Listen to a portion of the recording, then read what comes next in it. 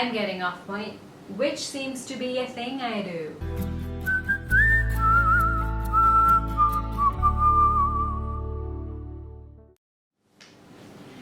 Hey everyone, it's Aradhna. I am recording this video after I think a month.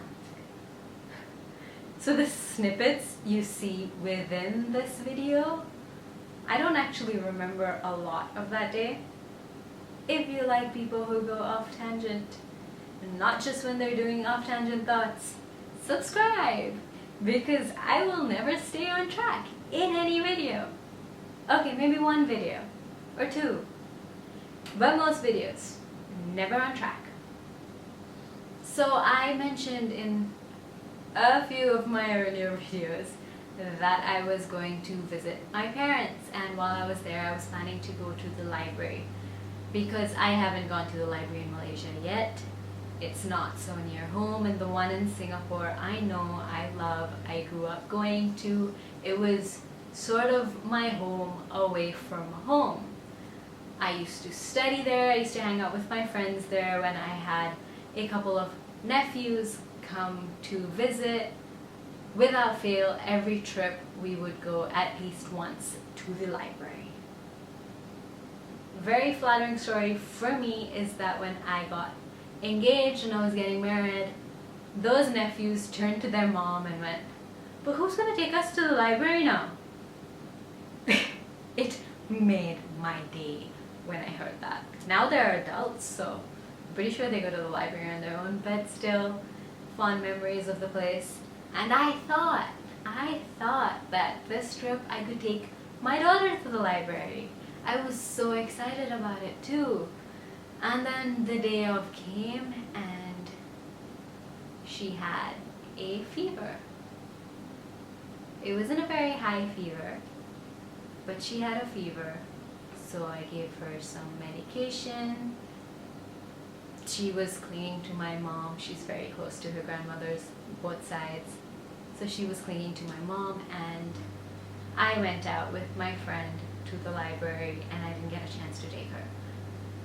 Somehow, every time I want to take her to a library, we don't end up going. But hopefully soon I will get to take her to a library, and I will record it because it will be her first library visit, and I do want to see how she reacts to books everywhere. One of the first few times we took her to a bookstore, I have a photo of her just sitting in front of a shelf of books with a book in her lap, and she was just flipping the pages, and she was like one at a time, so you know she wasn't reading, she was just seeing the colors and the words and the pictures. And in that moment I knew that this is my kid.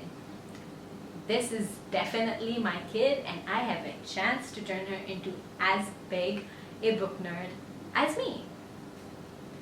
So I will be taking her to the library eventually.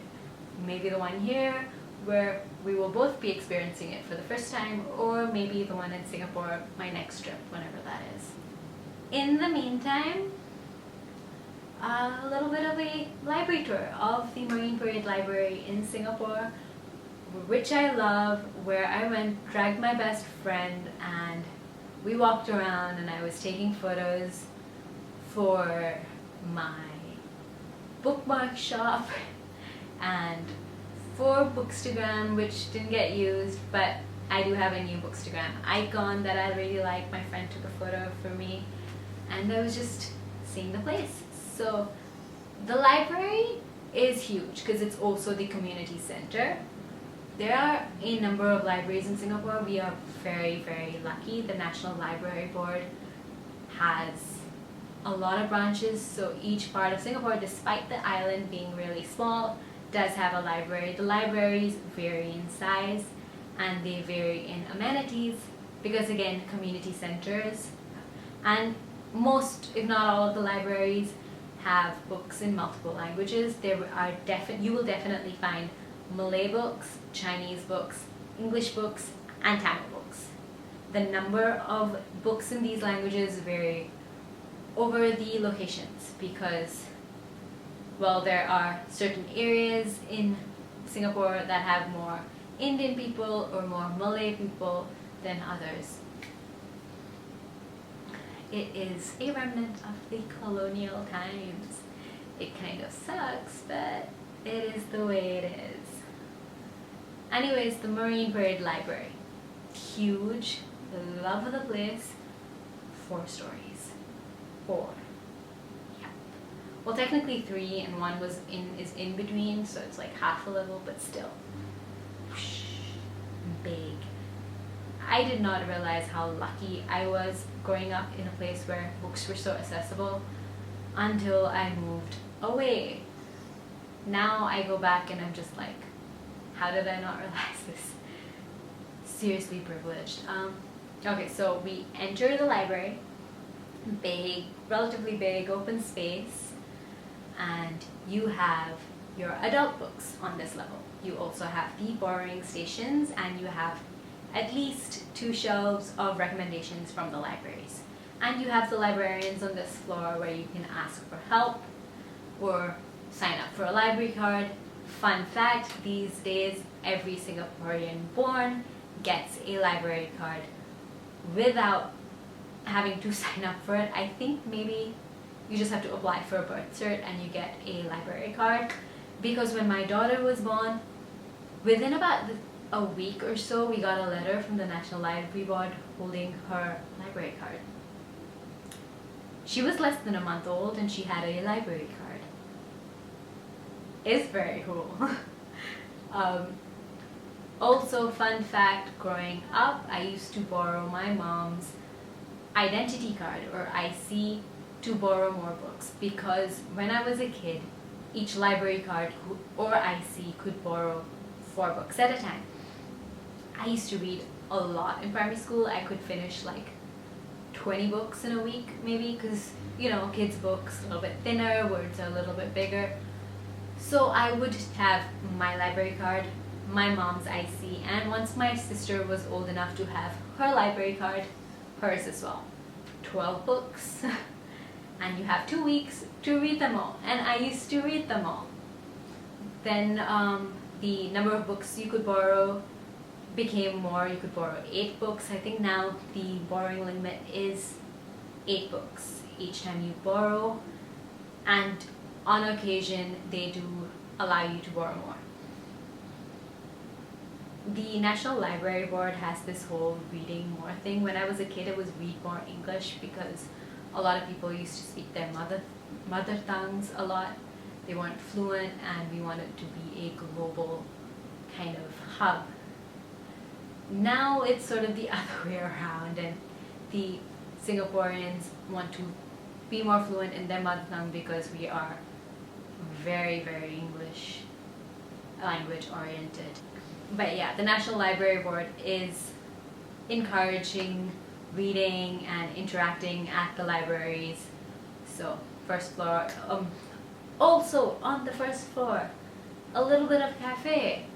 It's not a huge cafe. The food there is not wow. The coffee there is not bad, but there is a cafe. There's not much vegetarian options. It's a nice place to sit and read though. If you don't want to borrow a book, you just want to sit and read, good place to do that.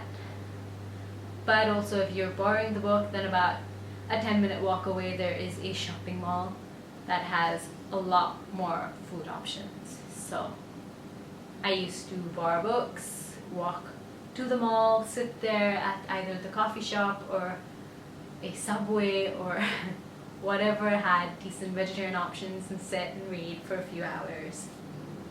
Okay, and then from the first floor, I walked up with my friend to the 4th floor. Now the 4th floor is mostly non-fiction books and resources. So you have all your study materials, any information that way you want to do. I think there are a few tables to sit and study at. I think you've got your audio books, audio resource books, not the fiction books. All sorts of videos and things like that, all the media materials. I didn't go to this floor a lot when I was a kid because for me it was just boring, and if you really wanted resource materials, the libraries closer to the schools and to the universities were a better place to get your resources.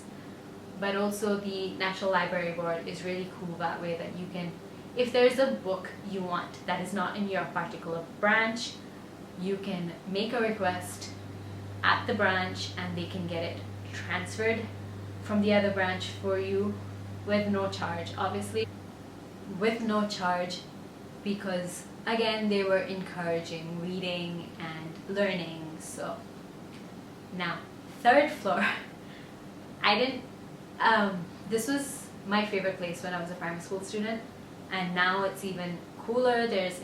It's the kids floor, so you've got an entire floor for kids books. There are preschool books, there are color books, there are learning books, and then they're split according to age and according to language, and then there's an area for kids to play. It is a very colorful and vibrant floor, and this is why I wanted to bring my daughter to the library, and this is why I'm so bummed I couldn't.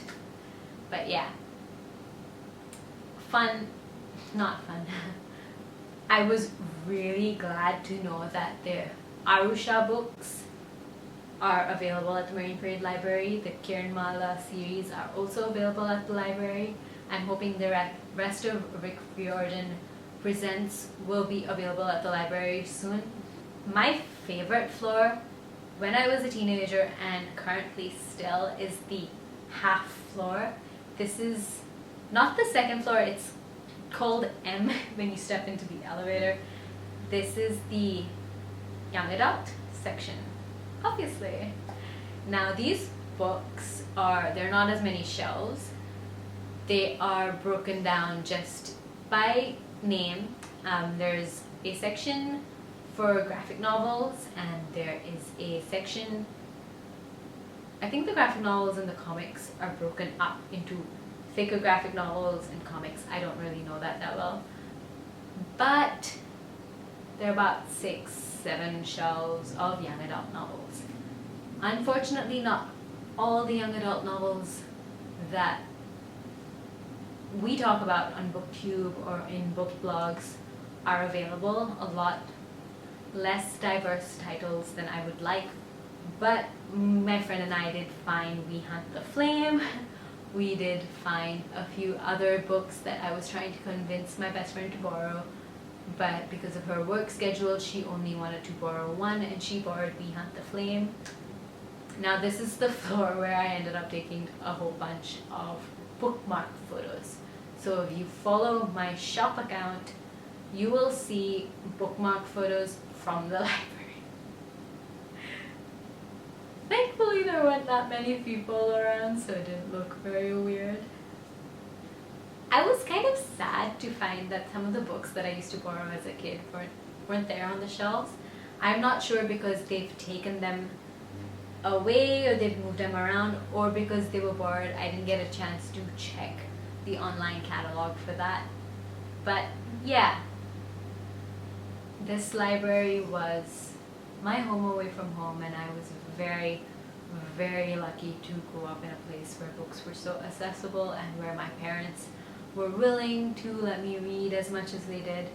We also had a secondhand bookstore that was really close to our house, and it was a small place that was near the shopping mall that was actually near the library. And the guy who ran the place, I don't know if it's still there, but the guy who ran the place used to order books for me if I really wanted, and he let me sell my old books back to him for a lower price than how much I bought them off him, obviously.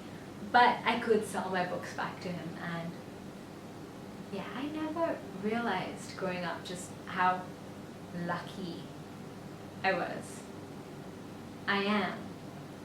I've got so many books available to me, and yeah, so those books I grew up in weren't exactly diverse. They didn't exactly reflect the kid I was, didn't reflect the color of my skin or the way I grew up. But I had access to these stories, to these books that so many people did not have and do not have, and I'm so blessed that my daughter will grow up with access to these stories And not just the stories I grew up with, but with stories where she can see herself the way I never got to see mine. You know? For those of you who are library lovers, what are the libraries near you like if you didn't have a library near you growing up, or if you couldn't go to your library often, how did you get your books? How did you get your stories? What was your favorite childhood story? Well, not childhood story, what was your favorite book in your childhood, more accurately? Favorite series, favorite author? Let me know in the comments, and I will be back soon with another video, probably another off-tangent thing. Okay, until next time.